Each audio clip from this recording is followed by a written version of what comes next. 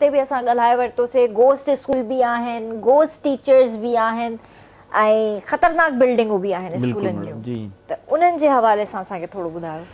सो madam ख़तरनाक building जूं त ऑलरेडी ज़िक्र पाण पहिरियों करे आया आहियूं। हिन वक़्तु बि उहा ई पोज़ीशन ख़तरनाक बिल्डिंग जे लाइ आहे।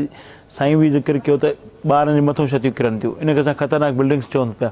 गवर्नमेंट खे बार बार चवण जे बावजूदि, बार बार मूंखे रिपीट करिणो थो पए त गवर्नमेंट खे चवण जे बावजूदि उन ते अमल नथो थिए। फंडिंग अचे थी, ॿाहिरां खां फंडिंग अचे थी, हर प्रैक्टिस जेका आहे एजुकेशन डिपार्टमेंट ते कई वञे थी, स्कूलनि ते प्रैक्टिस कई वञे थी, पर उन ते तवजो सही नमूने सां न आहे। जेकर उन ते सही नमूने सां तवजो कयो वञे ऐं उन ते प्रॉपर कमु कयो वञे त शायदि असांजे स्कूल सिंध जी तालीम सोनी थी वञे ऐं बहितर थिए। गोस्ट टीचर्स में मुलवस जो मक़सदु इहो आहे त उतां जा जेके लोकल ऑफिसर्स आहिनि उहे इन में मुलवस आहिनि, त जेके गोस्ट उस्तादनि खे मोकिले छॾियो अथऊं, आउट ऑफ कंट्री उस्ताद वेठा पघार खणंदा आहिनि।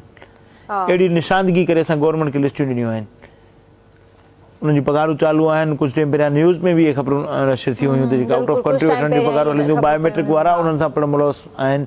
उनजी बायोमेट्रिक कीअं थी थिए, डिपार्टमेंट जा हेड हेठियां जेके ऑफिसर्स आहिनि तालका ज़िला ऐं डिवीजन ताईं, उहे उन सां मुलवस आहिनि। बायोमेट्रिक MND ज़िले लेवल ते उन्हनि सां मुलवस आहिनि। उन में काई पेशरफ़त नथी अचे, छो मुलवस आहिनि, मथे रिपोर्ट उनजी क्लियरेंस अचे थी। उस्तादनि जी खोड़ ते अचूं था त पाण त असां वटि जेकर फॉर एग्ज़ाम्पल हिकिड़े तालके में 300 स्कूल आहिनि त 600 उस्ताद 300 स्कूल ते छा करे सघंदा? वन टीचर उस्ताद आहे। हिकिड़ो फॉर एग्ज़ाम्पल कोई स्कूल खयोंसीं त हिकिड़ो उस्ताद 200 जे एनरोलमेंट ते। हाणे असांजी हिकिड़ी बिल्डिंग आहे जेका किरी आहे, जिते मासूम ॿार ज़ख़्मी थियो आहे, 196 शागिर्द, हिकिड़ो उस्ताद। जेकर हिकिड़ो उस्ताद मोकिलंदे वञे 2 ॾींहं 3 ॾींहं त उन्हनि शागिर्दनि जी तालीम डिस्टर्ब थी वेंदी।